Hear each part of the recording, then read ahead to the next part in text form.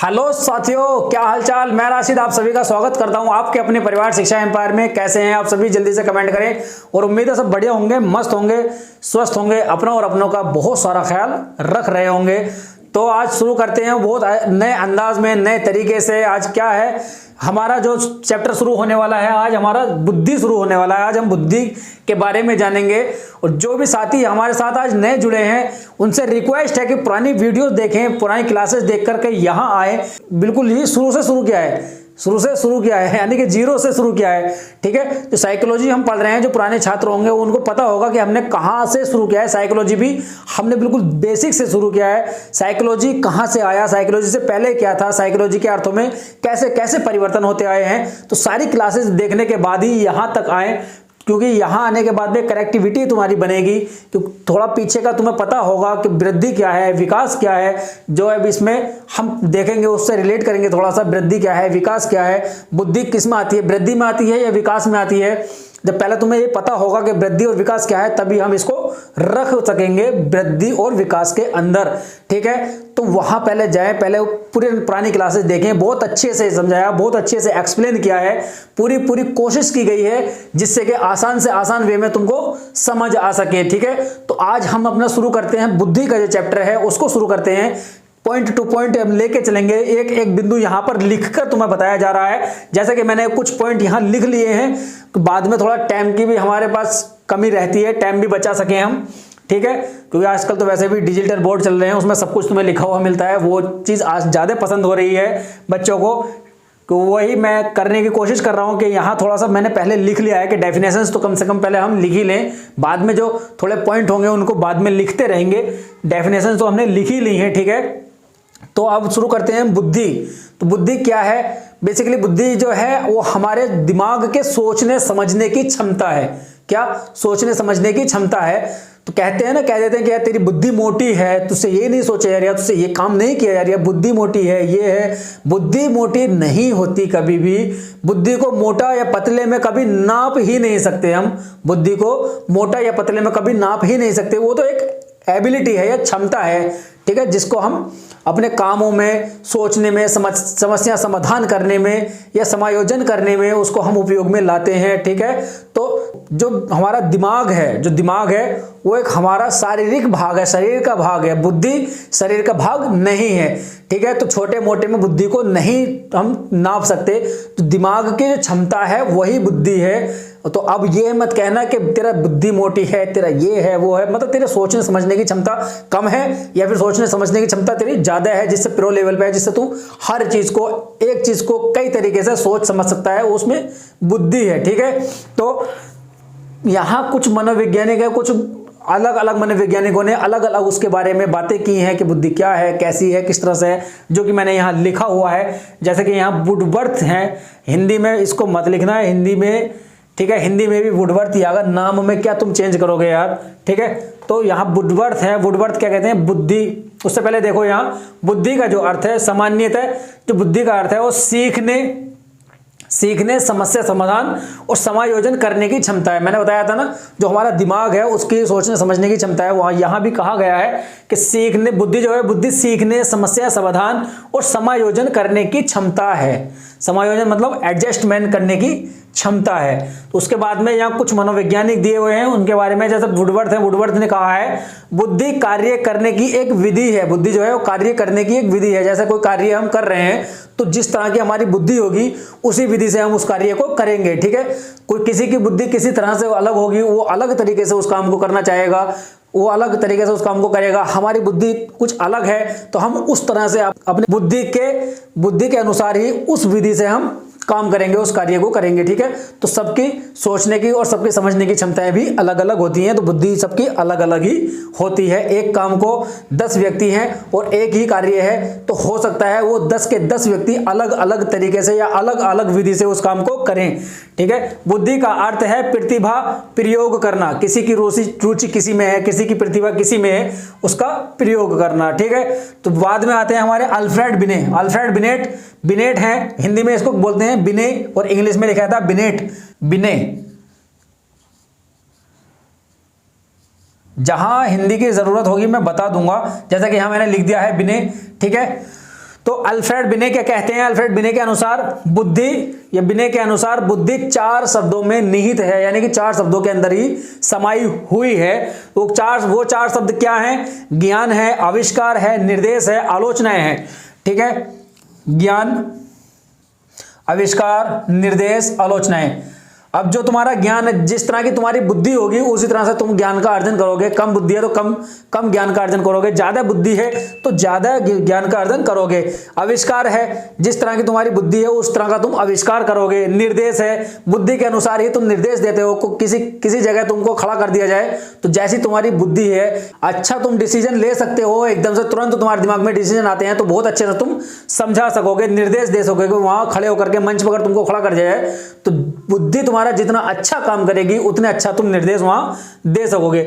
आलोचना जो होती है, आलोचना भी हम बुद्धि के अनुसार ही देते हैं। जितनी तुम्हारी अंदर बुद्धि होती है उतना ही तुम आलोचित किसी को करते हो। आलोचना यही नहीं होता है कि किसी के बारे में तुमने कुछ सुना, उसके बारे में तुमने उल्टा सीधा बोल दिया, ये है, अरे वो तो वहां है, मैंने फलाना लड़का वहां देखा, मैंने वो देखा, मैंने तो उसको वहां घूमते हुए देखा था, वो उसके साथ घूम रहा था या उसके साथ घूम रही थी। ये सिर्फ यही आलोचनाएं नहीं होती हैं जो जिसको हम सामान्यतः समझते हैं कि यार उसने मेरे बारे में ऐसा कह दिया है, या उसके बारे में तुम कुछ कहो कि मैंने उसको वहां घूमते देखा, अरे वो पढ़ाई करने नहीं जाता या वो पढ़ाई करने नहीं जाती, वो तो वहां घूमने जाती है, पिक्चर देखने जाती है या पिक्चर देखने जाता है।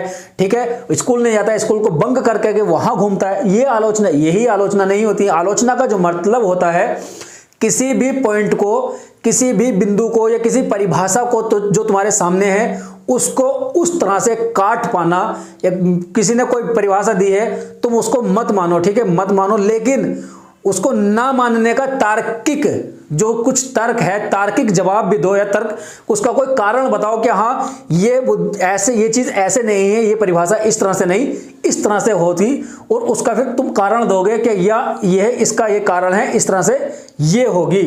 ठीक है, ये होती है असल आलोचना, यानी कि तार्किक रूप से किसी दूसरे की बात की काट करना। आलोचना मतलब होता है तार्किक रूप से, जिसका कोई तर्क हो। ऐसे नहीं है कोई आके बोला कि, या किसी ने बोला कि हाँ भाई ये पेन क्या है, पेन है, मैं पेन बोल रहा हूं, ठीक है, पेन है। अब तुम कहने लगोगे नहीं पेन नहीं, ये मार्कर है। तुम कहोगे ये पेन नहीं, ये मार्कर है, तो यहां तुम्हारी बात खत्म नहीं होती।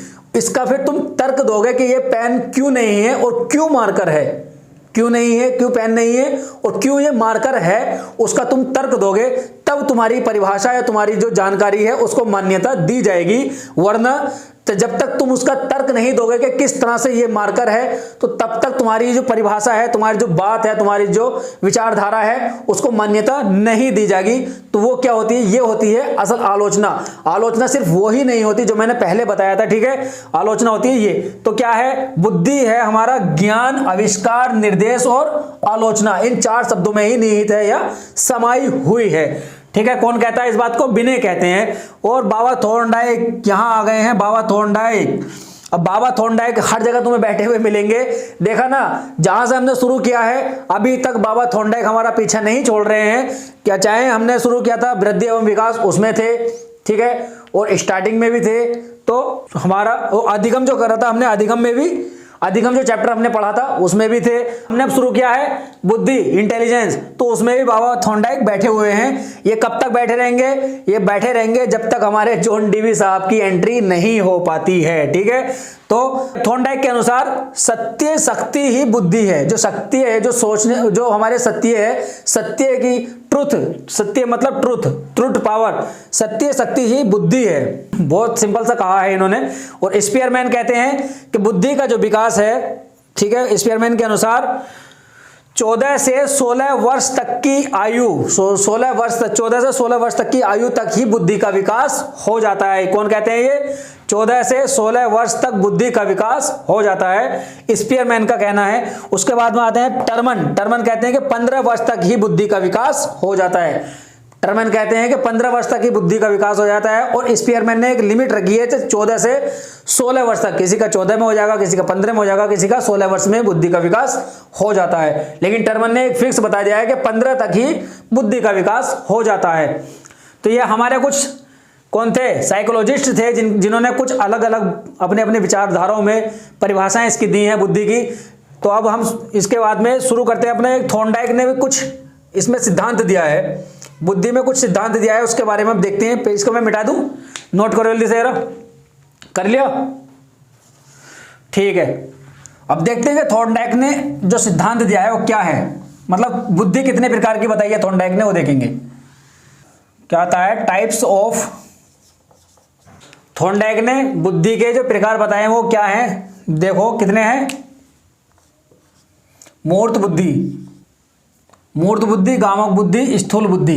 तो इसमें क्या क्या है, जो मूर्त बुद्धि होती है ना, उसमें थॉर्नडाइक ने बताया कि जो हमारी रोजमर्रा के कामों में या हमारे व्यवहार में या व्यवहारिक कामों में जो बुद्धि उपयोग आती है वह स्थूल, गामक या मूर्त बुद्धि ही होती है, व्यवहारिक बुद्धि। इसको व्यवहारिक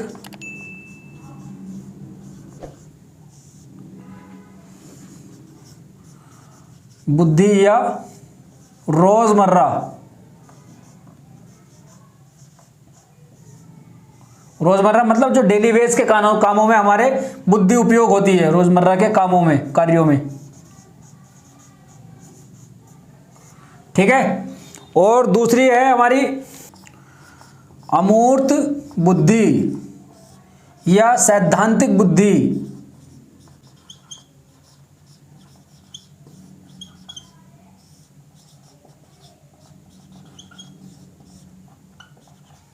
अमूर्त बुद्धि है, सैद्धांतिक बुद्धि। अब मूर्त में क्या था, जो हमारे व्यवहारिक कामों में या जो रोजमर्रा के कामों में बुद्धि उपयोग हो रही है, और अमूर्त में क्या है, जो चीज हमारे सामने नहीं है, जो चीज हमारे सामने है ही नहीं, उसके बारे में सोच पाना या उसके बारे में बुद्धि लगा पाना। तो कौन सी होती है, अमूर्त बुद्धि है, सैद्धांतिक बुद्धि होती है।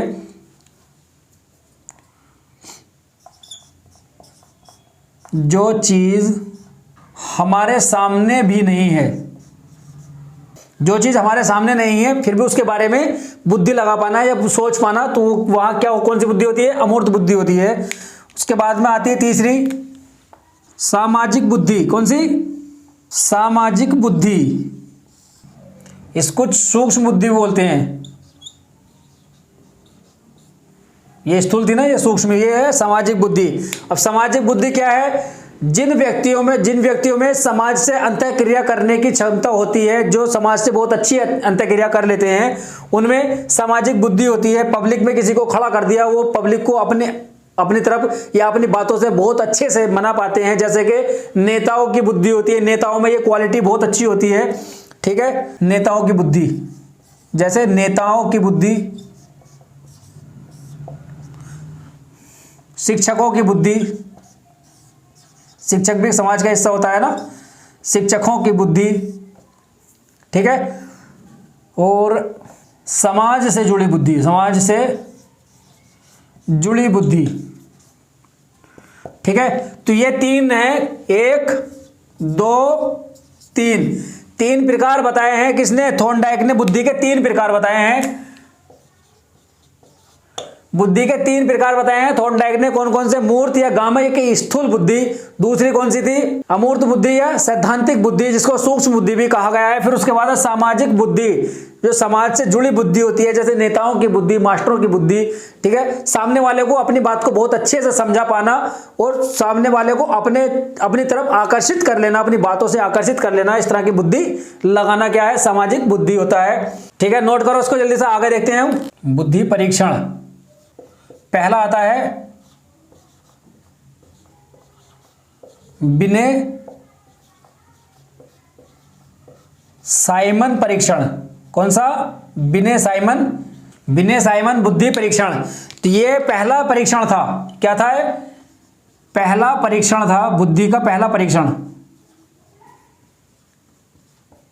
ठीक है, और इसका जो प्रतिपादन हुआ था,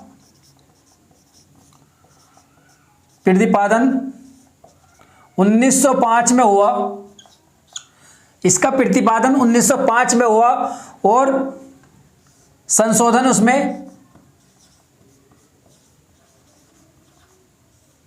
पहला संशोधन हुआ 1908 में, दूसरा हुआ 1911 में। ठीक है, 2 संशोधन इसमें हुए, पहला 1908 में, दूसरा 1911 में, 2 संशोधन हुए। वो प्रतिपादक जो थे इसके, प्रतिपादक अल्फ्रेड बिने। कौन? अल्फ्रेड बिने। 1911 में इस परीक्षण का अंग्रेजी अनुवाद किया गया। अंग्रेजी अनुवाद गोडार्ड द्वारा। किसके? गोडार्ड द्वारा किया गया। अब गोडार्ड कहाँ के थे? अमेरिका। अमेरिका के थे। तो फिर जो परिवर्तन किया गया या अनुवाद किया गया वो कहाँ किया गया? वो भी अमेरिका में ही किया गया। पहले क्या था? पहले फ्रांस में था। पहले फ्रांस भाषा में था, ये यूनानी भाषा में, ठीक है, फ्रेंच भाषा में। और पहला संशोधन इसका 1908 में, फिर 1911 में। 1911 में जो संशोधन हुआ था उसमें अंग्रेजी अनुवाद किया गया। उसमें क्या गया? 1911 में अंग्रेजी अनुवाद गोडार्ड द्वारा किया गया। अमेरिका के थे गोडार्ड, ठीक है। और यह परीक्षण 3 से 13 या 15 वर्ष के बच्चों के लिए उपयोगी था। बच्चों के लिए उपयोगी था, ठीक है।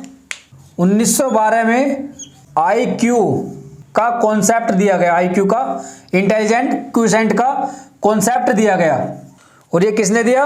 विलियम स्टर्न ने। विलियम स्टर्न ने, ठीक है। तो क्या था मानसिक आयु या IQ का? IQ बराबर MA/CA। ये कॉन्सेप्ट दिया था किसने? विलियम स्टर्न ने। MA मतलब मेंटल एज और CA मतलब क्रोनोलॉजिकल स्टेट, मानसिक आयु और वास्तविक आयु। क्या? मानसिक आयु और वास्तविक आयु किसने दिया? ये विलियम स्टर्न ने। और इससे आगे आया स्टैनफोर्ड बिने परीक्षण।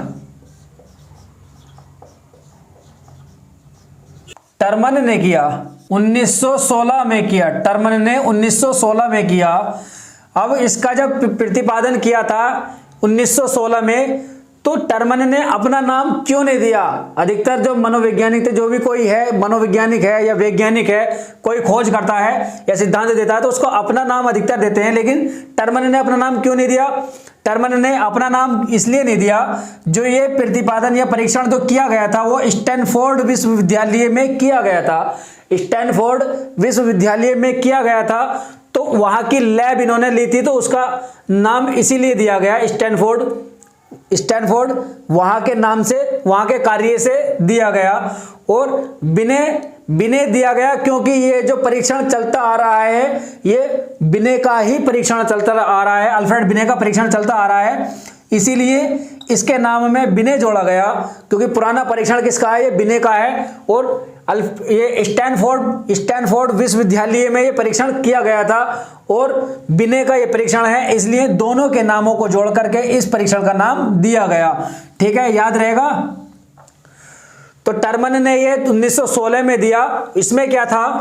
यह परीक्षण 2 से 14 वर्ष के बच्चों के लिए था। 2 से 14 वर्ष के बच्चों के लिए उपयोगी था।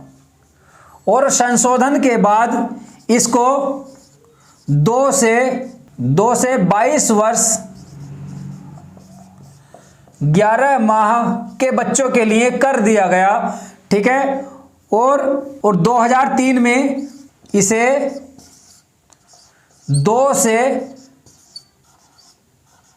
33 वर्ष के बच्चों के लिए कर दिया गया, ठीक है। और यह जो था 5वां संशोधन था।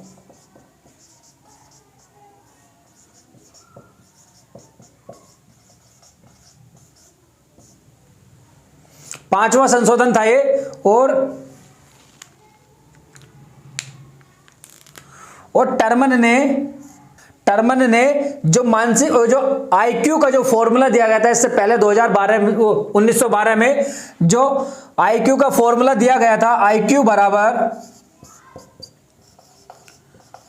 MA/CA, ये फॉर्मूला दिया गया था विलियम स्टर्न के द्वारा, ये फॉर्मूला दिया गया था। और टर्मन ने इसमें 100 से गुणा करके इसको पूर्ण किया। टर्मन ने इस फॉर्मूले में या इस कॉन्सेप्ट में 100 से गुणा करके इसको पूरा किया, क्योंकि इसकी जो इस फॉर्मूले से पॉइंटों में आ रही थी आयु, तो IQ कभी पॉइंटों में नहीं होता, इसलिए यहां इसको 100 से गुणा करके इसको पूरा किया गया। तो अब जो IQ का फॉर्मूला होता है, IQ का फॉर्मूला अब यही होता है, ठीक है। IQ का फॉर्मूला अगर तुमसे सवाल आता भी है, ये पूरा का पूरा दे दिया जाता है कौन सा सही है, तो इसमें ये है वाला तुम्हें लगाना है, ठीक है। तो आज ये हमारे परीक्षण हो गए हैं, इसके बाद में हम कल से इससे आगे देखेंगे क्या क्या इसमें आता है, और आज की क्लास हम यहीं तक रखते हैं, ठीक है। तो अपने पढ़ाई करते रहें और मेहनत करते रहें, हंसते रहें, मुस्कुराते रहें, या लाइक शेयर सब्सक्राइब जरूर करके जाएं, ठीक है। जो नए बच्चे हैं वो सब्सक्राइब करें, घंटी को दबा दें, बेल आइकन को दबा दें, जिससे कि हमारी क्लासों की नोटिफिकेशन उन तक पहुंच सके, ठीक है। तो हंसते रहें, मुस्कुराते रहें, अपना और अपनों का बहुत सारा ख्याल रखें। जय हिंद, टेक केयर, धन्यवाद।